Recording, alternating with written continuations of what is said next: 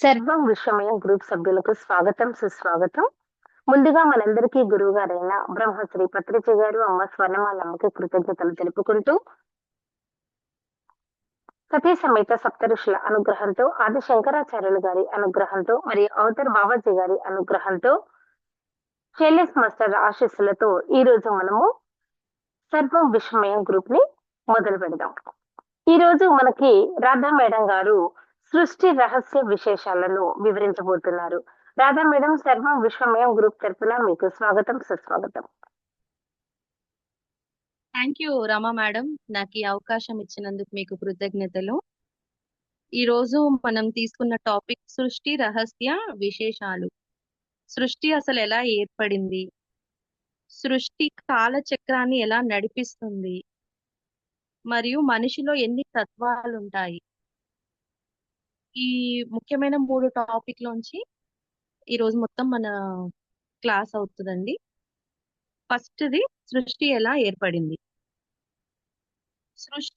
సృష్టి ఆవిర్భావం ఉందంట. శివం అనే శివం అనేది పుట్టిందంట. శివం అనే శబ్దం పుట్టింది. శివం నుంచి శక్తి వచ్చింది. శక్తి నుంచి నాదము, నాదం నుంచి బిందువు, బిందువు నుంచి సదాశివము, సదాశివం నందు మహేశ్వరము, మహేశ్వరం నందు ఈశ్వరము, మళ్ళీ ఈశ్వరం యందు రుద్రుడు, రుద్రుని యందు విష్ణువు, విష్ణువు యందు బ్రహ్మ, బ్రహ్మ యందు ఆత్మ, ఆత్మ యందు దహరాకాశం. ఈ రకంగా సృష్టి అనేది ఏర్పడిందంట. ఇది చాలా పెద్ద సబ్జెక్ట్ అండి, కాకపోతే మనము ముఖ్యమైన పాయింట్స్ లాగా చెప్పుకుంటూ వెళ్దాం. ఈ దహరాకాశం నుంచి వాయువు, వాయువు నుంచి అగ్ని, అగ్ని నుంచి జలము, జలము నుంచి పృథ్వీ, పృథ్వీ అందు ఔషధులు, ఔషధుల వలన అన్నము, ఈ అన్నం వల్ల నర మృగ పశు పక్షి వృక్ష స్థావర జంగమాదులు పుట్టినవి. అంటే ఫస్ట్ సృష్టి ఆవిర్భావంలో శివం పుట్టిందంటండి. శివం నుంచే, శివం వేరే శక్తి వేరు కాదు, శివము శక్తి రెండు ఒకటే.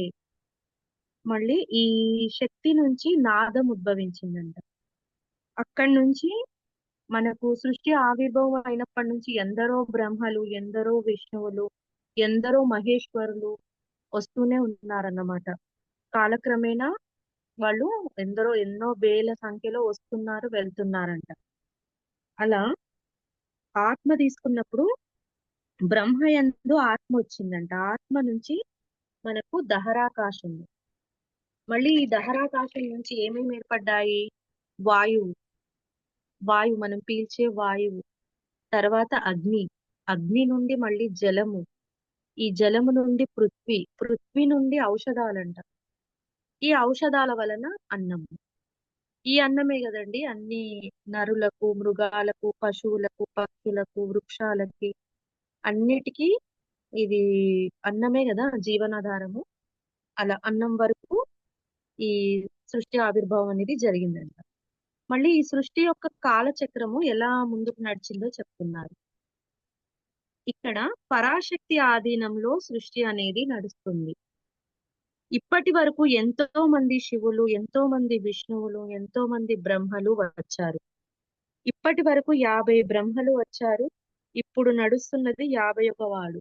అంటే అంటే ఒక్కొక్క యుగాలు యుగాలు దాటిన కొద్దీ ఎందరో, చెప్పాం కదా ఇంతకుముందు మనం చెప్పుకున్నట్టు.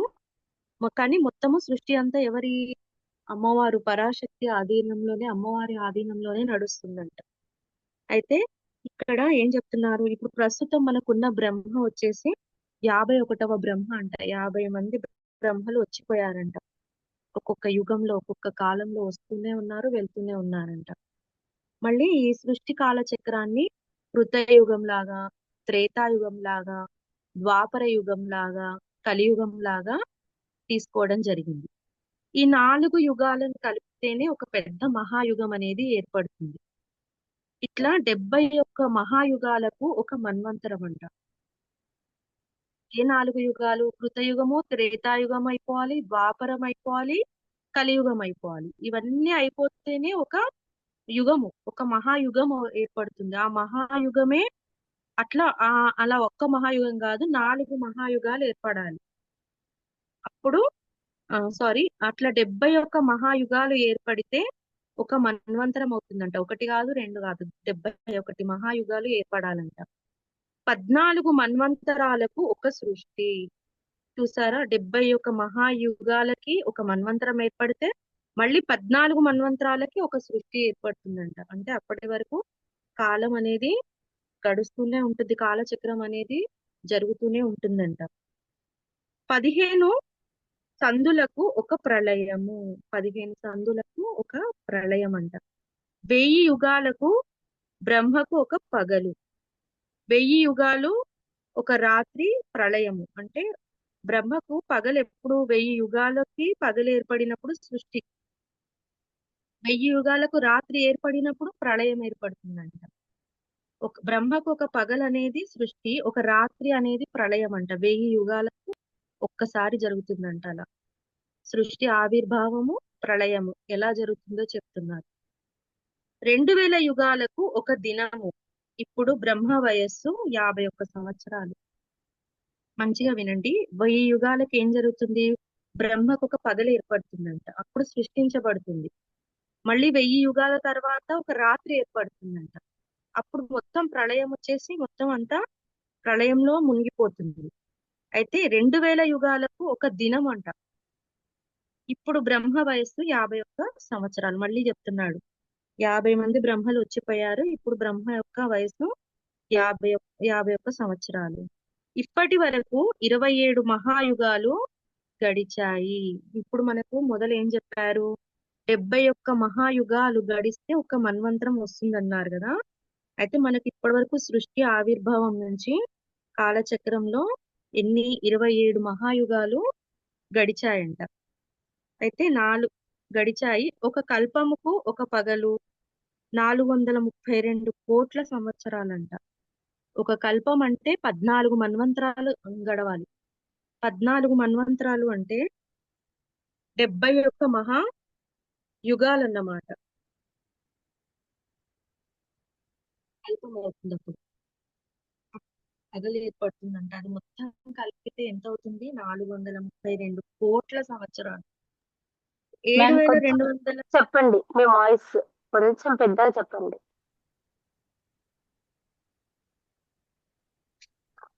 4 హలో. యుగాలు కలిపితే ఒక మహాయుగం ఏర్పడుతుందంట. అయితే 71 మహాయుగాలకు ఒక మన్వంతరం ఏర్పడుతుందని చెప్పారు. అయితే ఇప్పటి వరకు మనకి ఎన్ని మహాయుగాలు ఏర్పడ్డాయంట? 27 మహాయుగాలు మాత్రమే గడిచాయంట. 72లో ఒక మన్వంతరం అయితే ఇప్పటి వరకు గడిచింది 27నంట. అయితే ఒక కల్పంకు ఒక పగలు, ఒక కల్పంకు ఒక పగలు అంటే 14 మన్వంతరాలకు ఒక కల్పం, ఒక సృష్టి ఏర్పడుతుంది. అలాంటిది ఒక్క పగలే గడిచిందంట. అది ఎంత? 432 కోట్ల సంవత్సరాలంట. అంటే ఆ ఒక్క కల్పము ఎన్ని కోట్లు ఉందంట? 432 కోట్లు ఉన్నదంట. 7200 కల్పాలు బ్రహ్మకు 100 సంవత్సరాలు. ఇప్పుడు ఎంత? బ్రహ్మ వయస్సు 100 సంవత్సరాలంటే 7200 కల్పాలు జరగాలంట. మనకు 14 మన్వంతరాలకే ఒక కల్పం ఏర్పడుతుంది అంటే ఇక్కడ ఎన్ని కల్పాలు జరగాలి? 7200 సంవత్సరాలు గడిస్తే గాని, అన్ని కల్పాలు గడిస్తే గాని బ్రహ్మకు 100 సంవత్సరాలు అవుతాయంట. అట్లా 14 మంది మనువులు ఇప్పుడు వైవసత్వ మనువులలో ఉన్నాము. ఇప్పుడు మనము వైవసత్వ మనువులలో ఉన్నామంట. శ్వేత వరాహ యుగంలో ఉన్నాము. 14 మంది మనువులు వచ్చారంట. మనకు 14 మంది మనువులు వచ్చినప్పుడు మనము శ్వేత వరాహ యుగంలో ఉన్నామంట. 5 గురుభాగాన కాలంకు 60 సంవత్సరాలు. ఒక గురుభాగాన కాలంకు 12 సంవత్సరాలు. ఇప్పుడు కాలాన్ని విడదీసి చెప్తున్నారండి. 5 గురుభాగాలు కావాలంట. 5 గురుభాగాలకి 60 సంవత్సరాలు ఉంటదంట. ఒక గురుభాగానికి 12 సంవత్సరాల చొప్పున 12 5లు 60 కదా, ఆ రకంగా లెక్క వేశారు. ఇంకా ఇప్పుడు ఒక సంవత్సరానికి మనకు 6 ఋతువులు ఉంటాయి. ఆ ఒక్కొక్క సంవత్సరంలో 3 కాలాలు. మళ్ళీ తర్వాత అదే శీతాకాలం, వర్షాకాలం, ఎండాకాలం చెప్పుకుంటాం కదా. ఇవి ఒక రోజుకు 2 పూటలు. ఆ 2 పూటలు ఏంటో తెలుసు కదా మనకి, పగలు రాత్రి.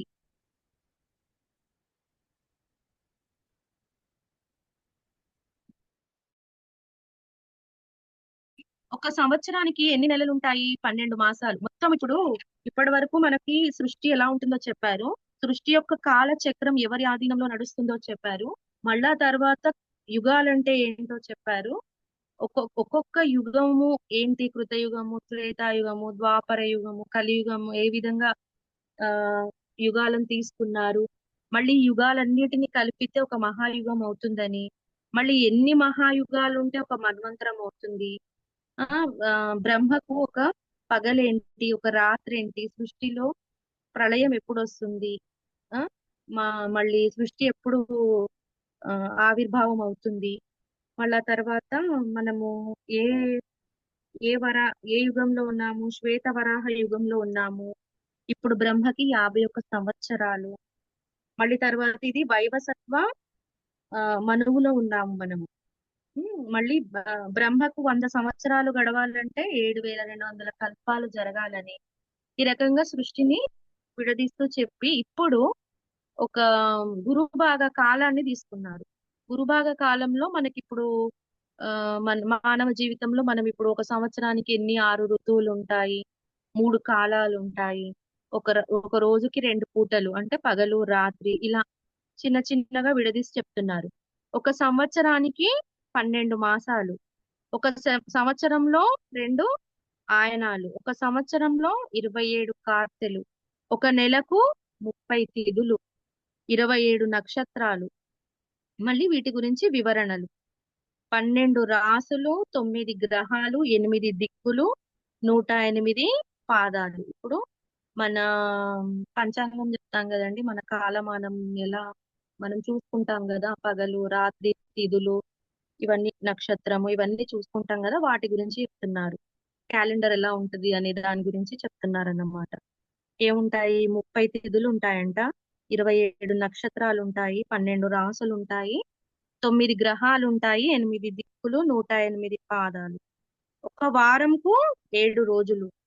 పంచాంగంలో ఒక తిథి, 2 వార, 3 నక్షత్రము, 4 కరణము, 5 యోగము.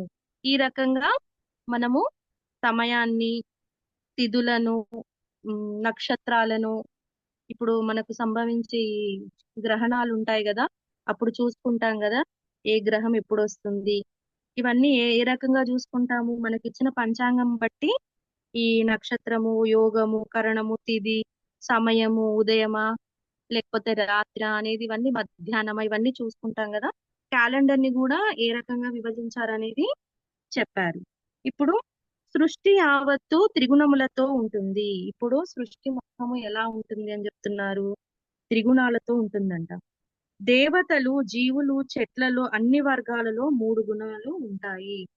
సృష్టి ఆవిర్భావం నుంచి ఇప్పటి వరకు ఎప్పటికీ కూడా సృష్టి అంతా 3 గుణాలతో నడుస్తూ ఉంటుందంట. అది దేవతలు తీసుకోండి, జీవులను తీసుకోండి, మునులు ఋషులను తీసుకోండి, గంధర్వులను తీసుకోండి, ఎవరిని తీసుకున్నా పర్వాలేదు, చెట్లను తీసుకోండి, అన్ని వర్గాలలో 3 గుణాలు కనిపిస్తాయంట. అదేంటంటే సత్వగుణము, రజోగుణము, తమోగుణము. ఈ 3 గుణాల మీదనే మానవుడు ప్రతి ఒక్కరు వాళ్ళ ఆ, ఏమంటారు, ఈ త్రిగుణాలతోటే వాళ్ళు నడవడం అనేది జరుగుతూ ఉంటుందంట. ఇప్పుడు పంచభూతముల ఆవిర్భావం, పంచభూతాలు ఏ విధంగా ఆవిర్భవించాయో చెప్తున్నారు. ఆత్మ యందు ఆకాశం అంట. ఇప్పుడు ఏది మన పంచభూతాలంటే ఆకాశము, వాయువు, అగ్ని, జలము, భూమి ఇలాంటివి ఉంటాయి కదా, ఇవి మనకు ఎలా ఏ రకంగా ఆవిర్భవించాయి, అవి ఏ విధంగా మనము వాటిని చూస్తున్నాము, సృష్టిలో ఎలా చూస్తున్నాము అనేది చెప్తున్నారు. ఆత్మ ఎలా ఉంటుంది? ఆత్మ యందు ఆకాశం ఉంటుందంట. ఆకాశం నుండి వాయువు, వాయువు నుండి మళ్ళీ అగ్ని, అగ్ని నుండి జలము, జలము నుండి భూమి. ఈ విధంగా పంచభూతాలు ఒకదానికొకటి కనెక్షన్ అయ్యి ఉంటాయని చెప్తున్నారు. ఇప్పుడు జ్ఞానేంద్రియాల గురించి చెప్తున్నారు. జ్ఞానేంద్రియాలు మనకు ఆ పంచ ప్రాణాలు, పంచ తన్మాత్రలు, అంతరింద్రియములు, కర్మ ఇంద్రియములు, ఇవి ఒక 25 తత్వాలు ఉంటాయంట జ్ఞానేంద్రియాలలో. మళ్ళా తర్వాత ఆకాశ పంచకరణాలు ఉంటాయి. అంటే ఆకాశంతో కలవడం వల్ల జ్ఞానం వస్తుంది. మళ్ళీ ఆకాశం వాయువులో కలవడం వల్ల మనస్సు శుద్ధి అవుతుంది. ఆకాశం అగ్నిలో కలవడం వల్ల బుద్ధి బుద్ధి వికసిస్తుంది. ఆకాశం జలంలో కలవడం వల్ల చిత్తము, ఆకాశం భూమితో కలవడం వల్ల అహంకారము, ఇలాంటివన్నీ సంభవిస్తాయంట. అంటే ఎక్కడైతే మనం ఇక్కడ ఇవి తీసుకున్నాం కదా, మన పంచభూతాలను తీసుకున్నాం కదా, ఆకాశము, మళ్ళీ వాయువు, అగ్ని, జలము, భూమి, వీటిని తీసుకున్నాం కదా. ఇవి వేటితో కలవడం వల్ల ఏమేమి ఉద్భవిస్తాయి, ఎలా ఉంటుంది అనేది కూడా చెప్పారన్నమాట. మళ్ళీ ఇప్పుడు మనం ఫస్ట్ టాపిక్ ఆకాశం గురించి చెప్పుకున్నాము. ఇప్పుడు వాయు పంచీకరణాలు. వాయువుతో కలవడం వల్ల వ్యాన, వాయువు ఆకాశంతో కలవడం వల్ల సమాన, వాయువు జలంతో కలవడం వల్ల ప్రాణ, వాయువు భూమితో కలవడం వల్ల ఆపాన వాయువులు పుడుతున్నాయి. అంటే వాయువు దేనితో కలిస్తే ఏవి ఉద్భవిస్తున్నాయి భూమి మీద అనేది చెప్తున్నారు. మళ్ళా తర్వాత అగ్ని పంచీకరణములు. ఇప్పుడు ఫస్ట్ ఆకాశము, రెండవది వాయువు, మూడవది అగ్ని. అగ్ని ఆకాశంతో కలవడం వల్ల శ్రోత్రము, అగ్ని వాయువుతో కలవడం వల్ల వాక్కు, అగ్నిలో కలవడం వల్ల చక్షు, అగ్ని జలంతో కలవడం వల్ల జిహ్వ, అగ్ని భూమితో కలవడం వల్ల భ్రూణము, పుట్టెను. అంటే పంచభూతాలు ఇవి ఉన్నాయి కదా, పంచభూతాలు ఇవి ఆవిర్భావము, ఇవి వేటితో కలిస్తే ఏమేమి ఏర్పడతాయి అనేది చెప్తున్నారు. ఇప్పుడు నాలుగవది వచ్చేసి జలము పంచీకరణము. జలము ఆకాశంతో కలవడం వల్ల శబ్దం వస్తుంది. జలం వాయువుతో కలవడం వల్ల స్పర్శ వస్తుంది. జలం అగ్నిలో కలవడం వల్ల రూపం వస్తుంది. జలంతో కలవడం వల్ల రసం వస్తుంది. జలం భూమితో కలవడం వల్ల గంధం పుట్టెను. 4 అయిపోయాయండి. చివరిగా ఇంకోటి 5వది భూమి ఆకాశంలో కలవడం వల్ల వాక్కు, భూమి వాయువుతో కలవడం వల్ల పాని, భూమి అగ్నితో కలవడం వల్ల పాదము, భూమి జలంతో కలవడం వల్ల గుహ్యము, భూమితో కలవడం వల్ల గుదము పుట్టెను. ఇవన్నీ ఏం చెప్తున్నారంటే, మనకు పంచభూతాలు ఉన్నాయి కదా సృష్టి కాల చక్రమంలో, పంచభూతాలు అవి వేటితో కలిస్తే ఏవేవి ఏర్పడతాయి సృష్టిలో అనే దాని గురించి వివరంగా చెప్తున్నారు. ఇప్పుడు మానవ దేహతత్వం గురించి చెప్తున్నారు. మానవ దేహంలో 5 జ్ఞానేంద్రియాలు, 5 పంచతన్మాత్రలు, 5 పంచప్రాణాలు, 5 అంతర ఇంద్రియములు, కర్మేంద్రియాలు ఉన్నాయంట. ఫస్ట్ తీసుకున్నాము మనము జ్ఞానేంద్రియాలు. ఇది చిన్న టాపిక్ ఏనండి. జ్ఞానేంద్రియాలు అంటే మనకు తెలిసిందే కదా, శబ్ద, స్పర్శము, రూప, రసము, గంధము. పంచతన్మాత్రలు చెవులు, చర్మము, కళ్ళు, నాలుక, ముక్కు. పంచప్రాణాలు ఆపాన, సమాన, ప్రాణ, ఉదాన, వ్యాన. అంతరింద్రియములు మనస్సు, బుద్ధి, చిత్తము, జ్ఞానము, అహంకారము. కర్మేంద్రియాలు వాక్కు, పాని, పాదము, గుహ్యము, గుదము. ఇవి మానవ దేహంలోని తత్వాలు. ఇక్కడ మళ్ళీ ఇంకొక టాపిక్ వచ్చేసి అరిషడ్వర్గములు. అరిషడ్వర్గాలు ఎలా ఉంటాయి, అరిషడ్వర్గాలు మనిషిని ఏ విధంగా ప్రేరేపిస్తాయి, అందులో ఎన్ని రకాలు ఉన్నాయి. కామము, క్రోధము, మోహము, లోభము, మదము, మాత్సర్యము. ఈ అరిషడ్వర్గాలు మానవుని మీద ఎక్కువ ప్రభావాన్ని చూపిస్తున్నాయి. అంటే దీనికి లోనై మానవుడు ఏ విధంగా ప్రవర్తిస్తూ ఉంటాడో తెలిసిపోతుందన్నమాట. తర్వాత శరీరాలు, 3 శరీరాలు మానవ దేహంతో ఉన్న తత్వాల గురించి చెప్పుకుంటున్నాము. స్థూల శరీరము, సూక్ష్మ శరీరము, కారణ శరీరము. మన శరీరాలను 3 రకాలుగా విభజించారంట. 1 స్థూల శరీరము, 2 సూక్ష్మ శరీరము, 3వది కారణ శరీరము. 3 అవస్థలు ఉన్నాయంట మానవ శరీరానికి. 1 జాగ్రత్త అవస్థ, 2 స్వప్నావస్థ, 3 సుషుప్త అవస్థ. 6 వికారములు. షడ్భవ వికారములు అంటే పుట్టుట, ఉండుట, పెరుగుట, పరిణమించుట, క్షీణించుట, నశించుట. అంటే మొత్తం మానవ దేహము ఏ విధంగా ఉంటుందనే దాని గురించి చెప్తున్నాడు. పుట్టడం తెలుసు కదా మనకు, పుడతాము, పెరుగుతాము, ఉండడము, క్షీణించిపోవడము. అంటే ఒక ఏజ్ వచ్చేసరికి మొత్తం ముసలి వాళ్ళ అయిపోతాం కదా, అది. మరి నశించడం అంటే చనిపోవడము, ఇలాంటివి.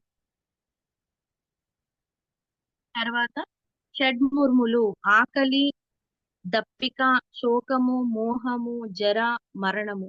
మనిషికి ఆ సమయం సమయానుసారంగా ఏమేమి షడ్ముర్ములు అంటే మన లోపల ఎలాంటి, దేహంలో ఎలాంటివి కలుగుతాయి అంటే సమయానికి ఆకలి అవ్వడము, దప్పిక, మళ్ళీ తర్వాత ఒక్కసారి మోహంతో ఉండడము, శోకంతో ఉండడము, మరణము, ఇలాంటివన్నీ. ఇవి ఒక 6 రకాలుగా ఉన్నాయని చెప్తున్నారు. తర్వాత 7 కోశములు, సప్త ధాతువులు ఉన్నాయి. 7 కోశములు అంటే ఆ సప్త ధాతువులు ఏంటంటే చర్మము, రక్తము, మాంసము, మేధస్సు, మజ్జ, ఎముకలు, శుక్లము. ఇవి మన శరీరంలో ఉన్న సప్త ధాతువులు. మూడవది జీవిత్రయములు. జీవిత్రయములు అంటే విశ్వుడు, తైజుడు, ప్రజ్ఞుడు. 3 కర్మత్రయములు: ప్రారబ్ధ కర్మలు, ఆగామి కర్మలు, సంచిత కర్మలు. జస్ట్ ఇది ఒక ముఖ్య పాయింట్స్ లాగా చెప్తున్నారండి. ఇది చాలా పెద్ద సబ్జెక్ట్. దీని గురించి మళ్ళీ మనం రాబోయే తరగతిలో చెప్పుకుందాము. తర్వాత 5 కర్మలు అంటే మానవ దేహానికి ఏమేమి సంభవిస్తాయి, ఎలా మానవ దేహం ఏర్పడుతుంది, మానవ దేహంలో ఉన్న తత్వాలు ఏంటి, ఇంద్రియాలు ఏంటి, అరిషడ్ వర్గాలు ఏంటి, మళ్ళీ తర్వాత కర్మేంద్రియాలు ఏంటి, జ్ఞానేంద్రియాలు ఏంటి, శరీర తత్వాలు ఏంటి, మళ్ళీ తర్వాత ఎలాంటి సప్త ధాతువులను కలిగి ఉన్నాము, ఇలాంటివన్నీ చిన్న చిన్నగా మనము వివరిస్తున్నాము. తర్వాత కర్మత్రయములను కూడా వివరించాము. ప్రారబ్ధ కర్మలని, ఆగామి కర్మలని, సంచిత అంటే పుట్టిన కర్మల వల్లనే కదా, కర్మ చేయడం వల్లనే పుడతాము, మళ్ళీ వెళ్ళిపోతాము, అది కూడా తీసుకున్నారు. 5 కర్మలు: వచన, ఆదాన, గమన, విస్తార, ఆనంద. ఇవి ఒక 5 కర్మలు ఉన్నాయి మనకి. తర్వాత 3 గుణాలు: సత్వగుణం, రజోగుణం, తమోగుణం. 9 చతుష్టయములు: సంకల్ప, అధ్యాసాయము, అభిమానము, అవధారణ, ముదిత, కరుణ, మైత్రి, ఉపేక్ష, తితిక్ష. ఇవన్నీ చతుష్టయములు అంట. వీటిని చతుష్టయములు అంటారు. ఇప్పుడు పంచభూతములు ఏమేమి ఉన్నాయి: ఆకాశం, వాయువు, అగ్ని, జలము, భూమి. ఇవి స్టార్టింగ్ నుంచి మనము చెప్పుకున్నామే కదా. ఇప్పుడు 14 అవస్థా దేవతలు. ఈ అవస్థా దేవతలు ఏమేమి ఉన్నాయో చూడండి. దిక్కు: వాయువు, సూర్యుడు, వరుణుడు, అశ్విని దేవతలు, అగ్ని, ఇంద్రుడు, ఉపేంద్రుడు, మృత్యువు, చంద్రుడు, చతర్వపురుడు, రుద్రుడు, క్షేత్రజ్ఞుడు, ఈశానుడు. వీళ్ళు 14 అవస్థ దేవతలు ఉన్నారు మనకి. తర్వాత 10 నాడులు ఉన్నాయి. 1 బ్రహ్మనాడి, 2 ఇడానాడి, 3 పింగళ నాడి, 3 సుషుమ్న నాడి, 4 గాంధారి, 5 పమశ్వని, 6 పూష, 7 అలంబన, 8 హస్తి, 9 శంకిని, 10 కుహు. బ్రహ్మనాడి 10 వాయువులతో ఉంటుందంట. అవేంటో చెప్తున్నాడు మళ్ళీ. ఇప్పుడు మనకున్న నాడులు ఎన్ని ఉన్నాయి? 10 నాడులు ముఖ్యమైనవని చెప్పాడు. అందులో బ్రహ్మనాడి, ఇడా, పింగళ, సుషుమ్న ఇవన్నీ వచ్చాయి. మళ్ళీ ఈ బ్రహ్మనాడికి సంబంధించి ఒక 10 వాయువులు ఉన్నాయంట. ఆ 10 వాయువులు ఏంటంటే ఆపాన, సమాన, ప్రాణ, ఉదాన, వ్యాస, కూర్మ, కృకర, నాగ, దేవదత్త, ధనుంజయ. ఇన్ని నాడులు ఉన్నాయంట, ఇన్ని వాయువులు ఉన్నాయంట బ్రహ్మనాడిలో. అంటే ఒక్కొక్క నాడిలో ఎన్ని వాయువులు ఉన్నాయో చూడండి. మళ్ళా తర్వాత 7 షట్చక్రాలు. ఇది మానవుని శక్తి స్థానాలు. ఇది చాలా ముఖ్యమైనవి. మూలాధార, స్వాదిష్టాన, మణిపూర, అనాహత, విశుద్ధ, ఆజ్ఞ, సహస్రారం. ఈ 7 శక్తి స్థానాలన్నమాట మానవ దేహంలో. ఇప్పుడు మనిషి ప్రమాణాలు అంటే మనిషి ఎలా ఉంటాడు, మనిషి లోపల ఉన్న అవయవాలు ఏంటి, ఎముకలు ఏంటి, అలాంటివి కూడా చిన్నగా వివరించారన్నమాట. 96 అంగుళాలు ఉంటారు, 8 జానల పొడవు, 4 జానల వలయము, 33 కోట్ల రోమాలు. మనకు 33 కోట్ల రోమాలు ఉంటాయంట శరీరానికి. మళ్ళీ 66 ఎముకలు ఉంటాయి, 72,000 నాడులు ఉంటాయి, 62 కీళ్లు ఉంటాయి, 37 మూరల ప్రేగులు ఉంటాయి. ఒక సేరు గుండె, అర్ధసేరు రుధిరము, 4 సేర్ల మాంసము, ఒక సేరెడు పైత్యము, అర్ధసేరు శ్లేషము. ఇవన్నీ కలిపితే మానవ శరీరం లోపల ఉండే ప్రమాణాలుగా స్వీకరిస్తున్నారు వీటిని. అంటే మనకు తెలియని విషయాలన్నమాట. ఈ 96 అంగుళాలు ఉండడము, 8 జానల పొడవు, 4 జానల వలయము, 33 కోట్ల రోమాలు ఉంటాయంట మానవ శరీరం పైన. మళ్ళా తర్వాత 66 ఎముకలతో మానవ శరీరం నిర్మించబడి ఉంటుంది. 72,000 నాడులు ఉంటాయి, 62 కీళ్లు ఉంటాయి, ప్రేగులే 37 మూరలు ఉంటాయంట. గుండె ఒక సేరు ఉంటుందంట, అర్ధసేరు రుధిరము, 4 సేర్ల మాంసం ఉంటుంది శరీరం. మళ్ళీ ఒక సేరేడు పైత్యం ఉంటుంది, ఒక అర్ధసేరు శ్లేషము ఉంటుంది. ఈ రకంగా మనిషి లోపల ఉండేవి కూడా చెప్పారు. మళ్ళీ ఇప్పుడు మానవ దేహంలో 14 లోకాలు. అంటే మన దేహంని మన మామూలుగా సృష్టిలో ఉండే లోకాలు ఉన్నాయి కదా, భూలోకము, భువర్లోకము, సువర్లోకము, ఇవి ఉన్నాయి కదా. ఈ లోకాలను మానవ శరీరంలో ఏ రకంగా అన్వయించుకొని చెప్తున్నారో చూడండి. భూలోకము పాదాల్లో ఉంటుంది, భువర్లోకము హృదయంలో ఉంటుంది, సువర్లోకము నాభిలో ఉంటుంది, మహర్లోకము మర్మాంగంలో ఉంటుంది, జనలోకము కంఠంలో ఉంటుంది, అపోలోకము భ్రూమధ్యలో ఉంటుంది, సత్యలోకము లలాటంలో ఉంటుంది. ఇవన్నీ 7 లోకాలలో చెప్పారు. ఇప్పుడు అధోలోకాలు అన్నమాట. అతలం, వితలం, సుతలం, తలాతలం, రసాతలం, మహాతలం, పాతాళం. ఇవన్నీ అధోలోకాల కిందికి వస్తాయి. 14 లోకాల్లో ఇవి అధోలోకాలు. అతలం అంట అరికాళ్లలో ఉంటుంది, వితలం గోర్లలో ఉంటుంది, సుతలం మడమలో ఉంటుందంట, తలాతలం పిక్కల్లో ఉంటుంది, రసాతలం మోకాళ్ళలో ఉంటుంది, మహాతలం తొడల్లో ఉంటుంది, పాతాళం పాయువులో ఉంటుంది. మానవ దేహంలో 7 సముద్రాలు చెప్తున్నారు. ఇంకా ఇప్పుడు మానవ దేహాన్ని ఈ 14 లోకాలతోటి పోల్చుకుంటూ చెప్తున్నారు. ఇక్కడున్న లోకాలతోటి మన దేహాన్ని ఏ రకంగా పోల్చారో చూడండి. తర్వాత ఇప్పుడు ఏం చెప్తున్నారు, 7 సముద్రాలు ఏమున్నాయి అంటే మన దేహంలో ఉన్న 7 సముద్రాలు ఏంటి అనేది చెప్తున్నారు. లవణ సముద్రము అంటే మూత్రం అంట.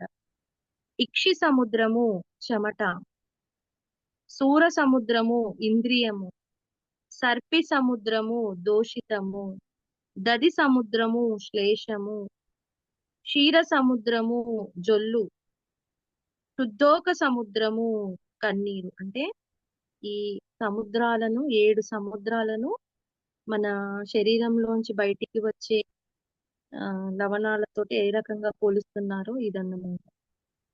ఇప్పుడు పంచాగ్నులు, కాలాగ్ని పాదాలలో, క్షుదాగ్ని ఆత్మలో, శీతాగ్ని హృదయంలో, కోపాగ్ని నేత్రాలతో, జ్ఞానాగ్ని ఆత్మలో.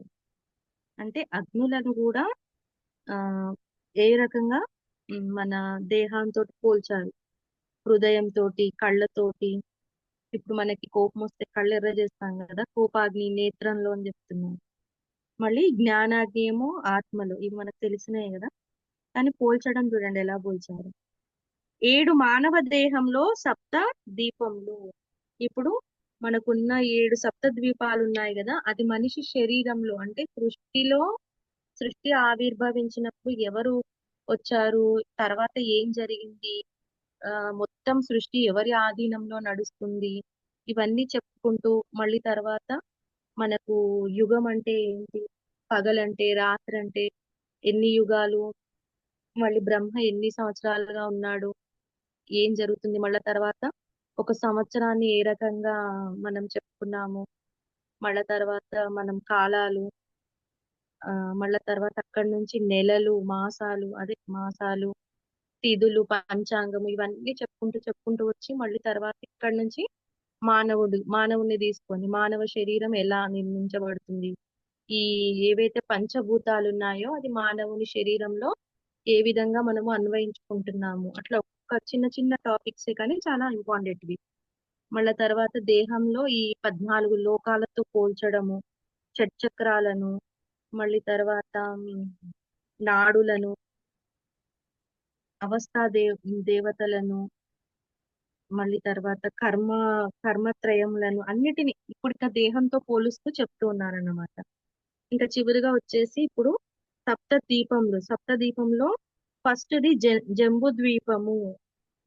జంబు ద్వీపం అనేది మానవ దేహంలో తలలో ఉంటుందంట. తర్వాత ప్లక్ష ద్వీపము అస్థిలో, శాక ద్వీపము శిరస్సు పైన, శాల్మల ద్వీపము చర్మమున, పుష్కర ద్వీపము గోలమందు, కూష ద్వీపము మాంసంలో, కౌంచ ద్వీపము వెంట్రుకల్లో. అంటే ఈ మనకున్న ద్వీపాలను కూడా మానవ దేహంలో ఏ విధంగా పోల్చుతున్నారో చెప్పారు. తర్వాత 10 నాదములు: లలాది ఘోష నాదము, భేరి నాదము, శని నాదము, మృదంగ నాదము, ఘంటా నాదము, కీలకిని నాదము, కళానాదము, వేణునాదము, భ్రమణి నాదము, ప్రణవ నాదము. అంటే మొత్తము సృష్టి ఆవిర్భావం నుంచి మనిషి ఆవిర్భావం కూడా ఎలా జరుగుతాయి, మనిషి లోపల మన పంచభూతాలను ఏ విధంగా అన్వయించుకొని, అంటారు కదా దేహమేరా దేవాలయము అని, ఆ రకంగా మనం జీవుడే అనేసి మొత్తం పరమాత్మ మన లోపలే ఉన్నాడు, సృష్టి మొత్తం కూడా మన లోపలే ఉన్నాయి, పంచభూతాలతో సహా అన్ని మనలో ఎలా ఉన్నాయి, పాదాల నుంచి మొత్తం తల వెంట్రుకల నుంచి అన్ని చెప్తున్నారు ఎలా ఉంది ఏంటి అనేది. ఈ రకంగా సృష్టి యొక్క ఆవిర్భావము జరిగిందంట. మన ఒక చిన్న టాపిక్ అండి ఇక్కడ నుంచి. ఆ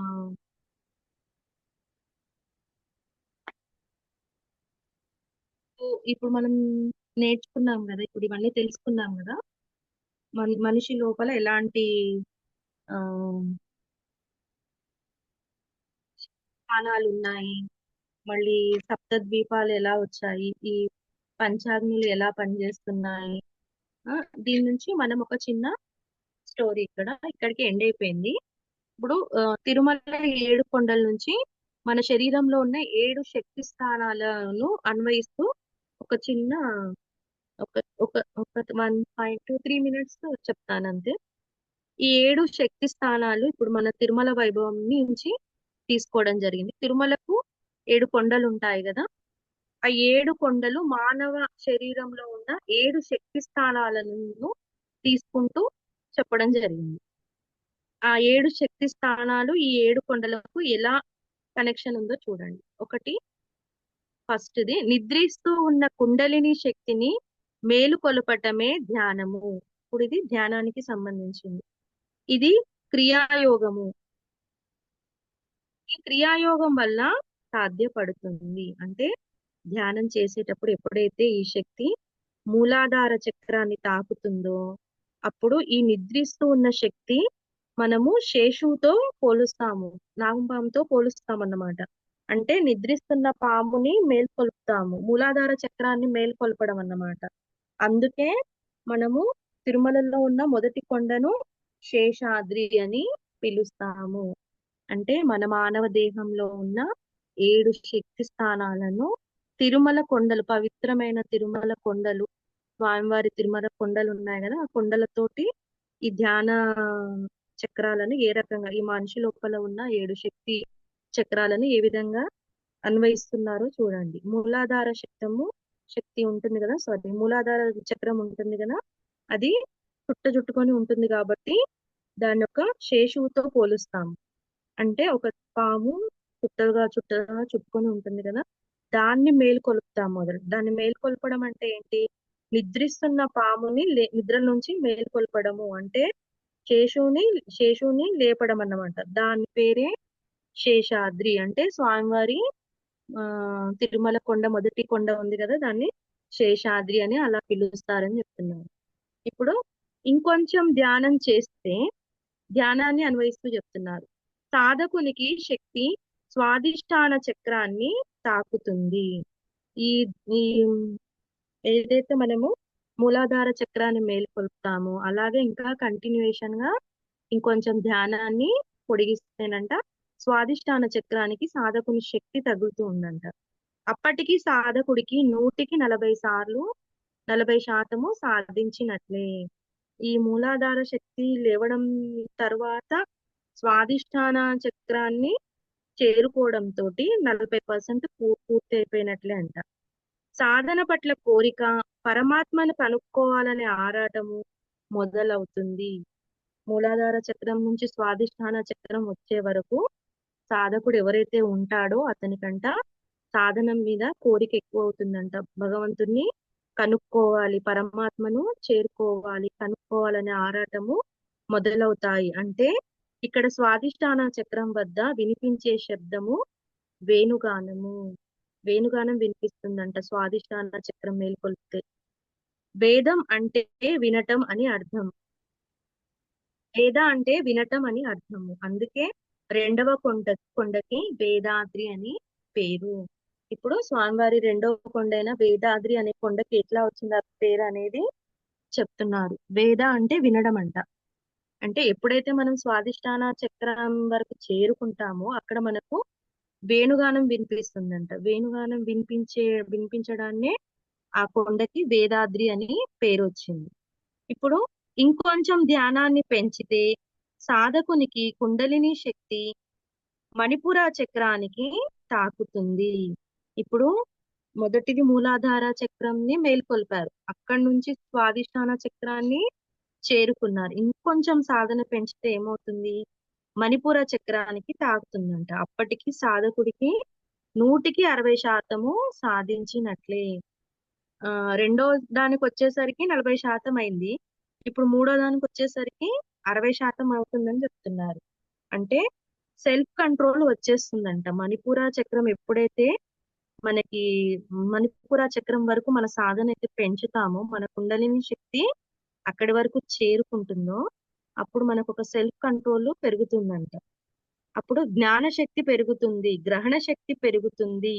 గకార శబ్దము జ్ఞానానికి ప్రతీక. ఇక్కడికి వచ్చేటప్పటికి సాధకుడు జ్ఞానరూపుడు అవుతాడు. అందుకే మూడవ కొండకు గరుడాద్రి అనే పేరు వచ్చింది. చూసారా? ఇప్పుడు ఇక్కడున్న మన మణిపుర చక్రం దగ్గరికి వచ్చేసరికి అంట మనకు ఒక సెల్ఫ్ సెల్ఫ్ కంట్రోల్ వచ్చేస్తుందంట. మనకున్న జ్ఞానము పెరుగుతుందంట, గ్రహించే శక్తి పెరుగుతుందంట. అక్కడ మనకు వినిపించే శబ్దం ఏంటంటే గా అనే గకార శబ్దం వినపడుతుందంట. ఆ గకార శబ్దం అనేది జ్ఞానానికి ప్రతీక అంట. అది మన జ్ఞానాన్ని ఇస్తుందంట. అప్పుడు సాధకుడు ఎలా అయిపోతాడు? జ్ఞాని అయిపోతాడంట.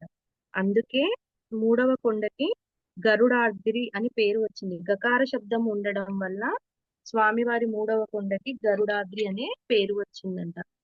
ఇప్పుడు ఇంకొంచెం ధ్యానం చేస్తే సాధకుని కుండలిని శక్తి అనాహత చక్రానికి తాకుతుంది. ఇప్పటికీ సాధకుడికి 180% సాధించినట్లు.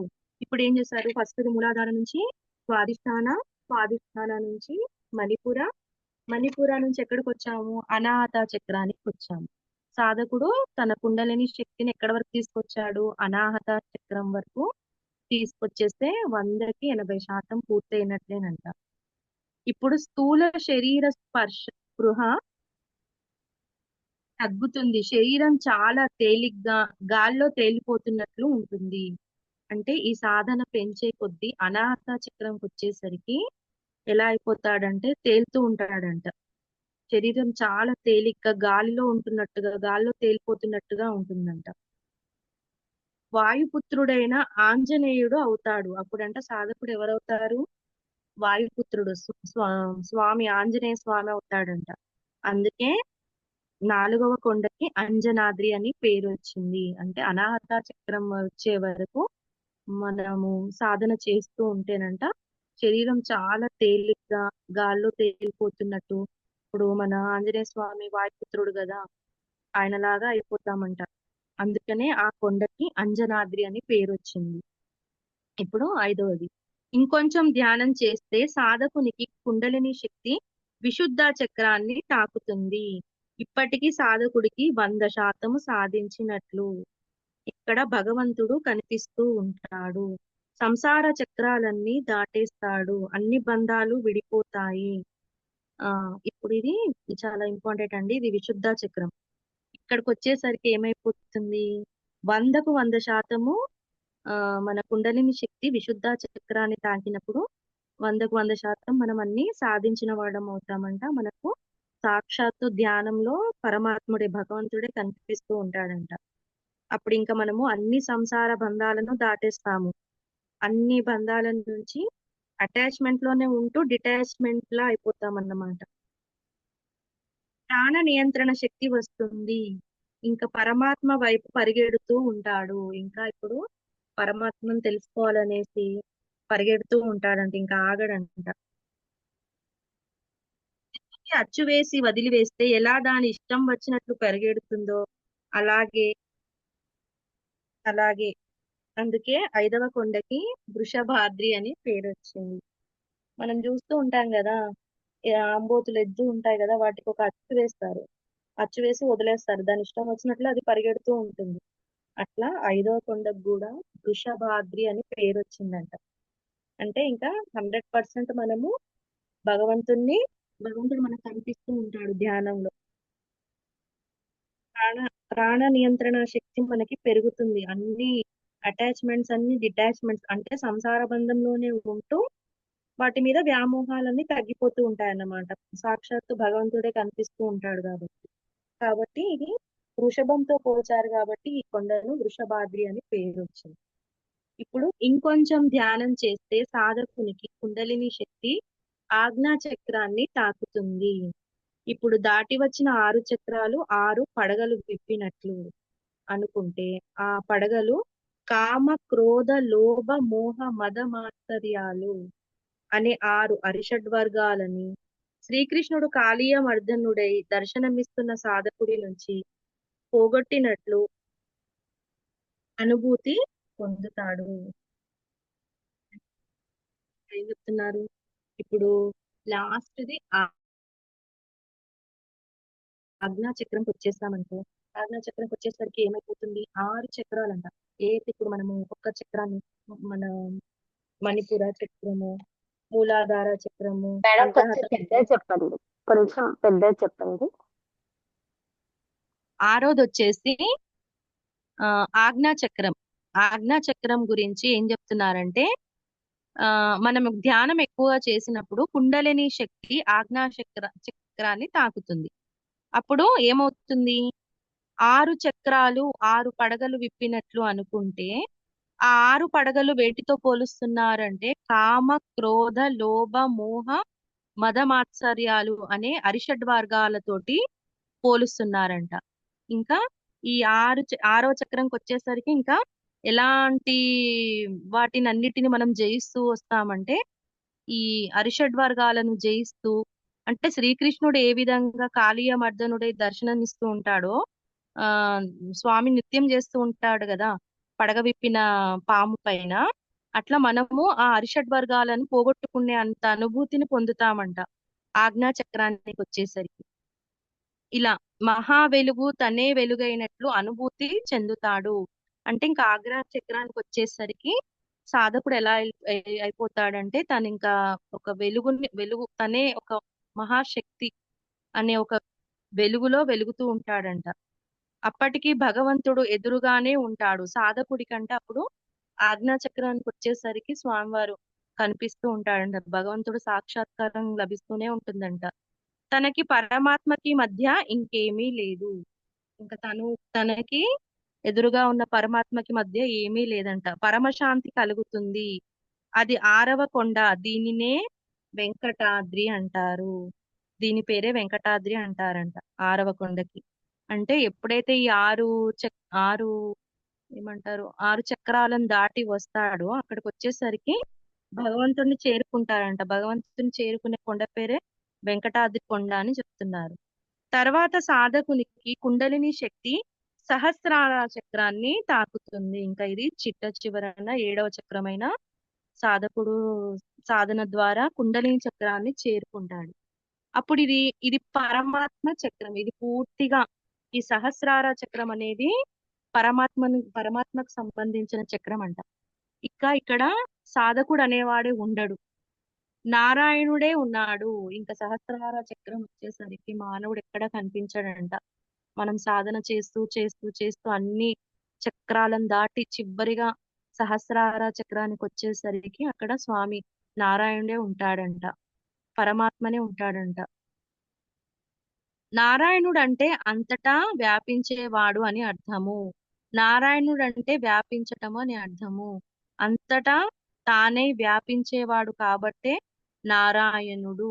అందుకే 7వ కొండకి నారాయణాద్రి అని పేరు. ఏం చెప్తున్నాడు? చిట్ట చివరనున్న సహస్రార చక్రము. ఈ సహస్రార చక్రం అనేది మొత్తము టోటల్ గా స్వామివారికి నారాయణునికి సంబంధించింది, పరమాత్మకు సంబంధించింది అంట. ఇంకా అక్కడ మనిషి అనేవాడు లేడు. అక్కడ స్వామియే ఉన్నాడు. సాక్షాత్తు స్వామి ప్రతి చోట అంతటా. అంటే మనం సాధన చేస్తూ చేస్తూ సహస్రార చక్రంకి వచ్చేసరికి ఇంకా పరమాత్మ తప్ప ఇంకెవరు కనిపించరంట.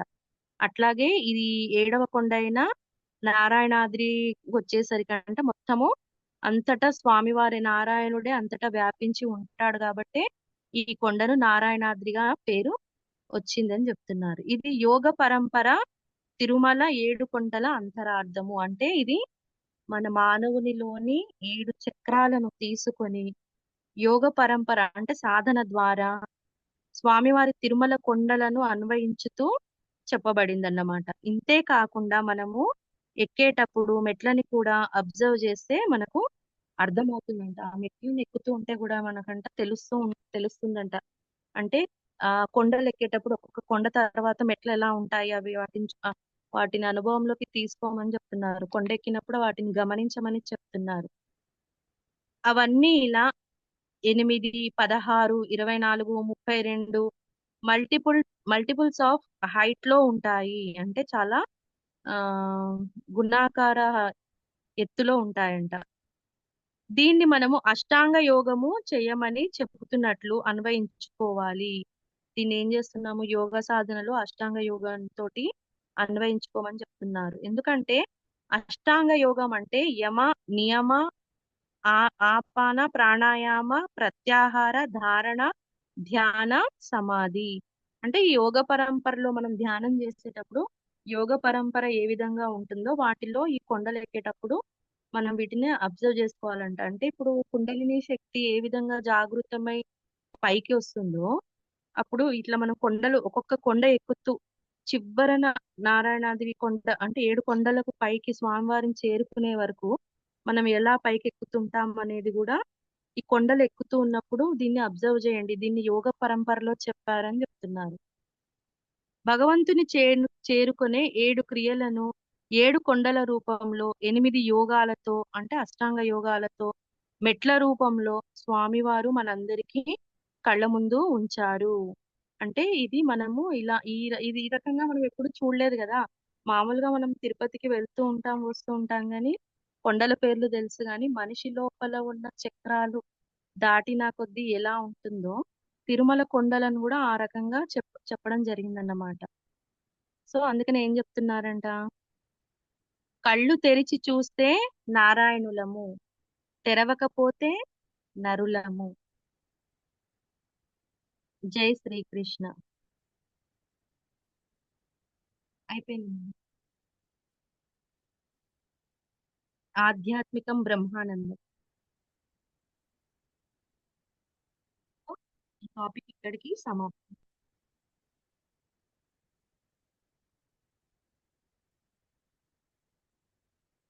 మేడం మ్యూట్ లో ఉన్నాను.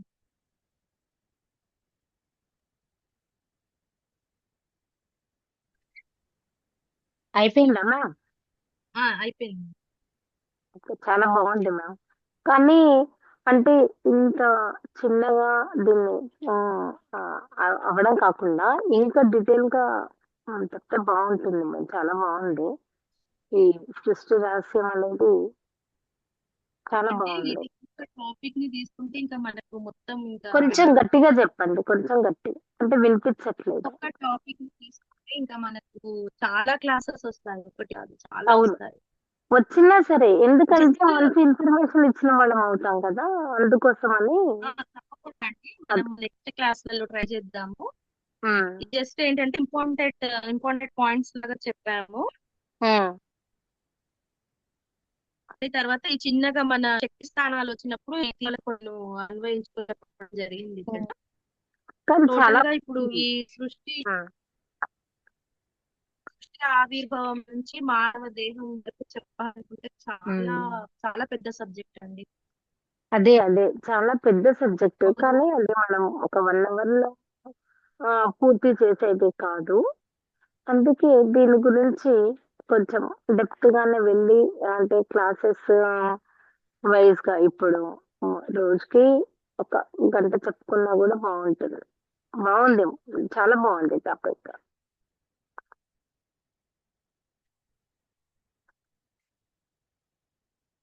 Hello Padmaja ma'am. ఆ, చాలా బాగుంది madam.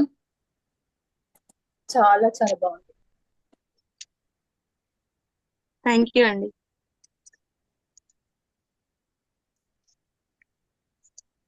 Okay ma'am, thank you.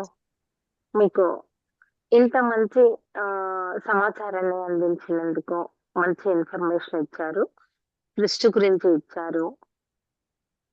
7 కొండల్లో మనలో ఉన్నటువంటి 7 చక్రాలను అన్వయించారు,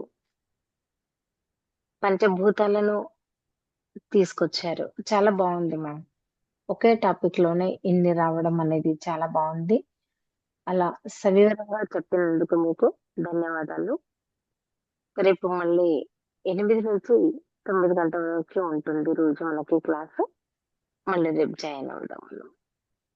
థ్యాంక్ యూ అండి, మీరు సరే, ఏదైతే చెప్పారో ఇదంతా విశ్వానికి అంకితం. థ్యాంక్ యూ రమా మేడం, నాకు ఈ అవకాశం ఇచ్చారు.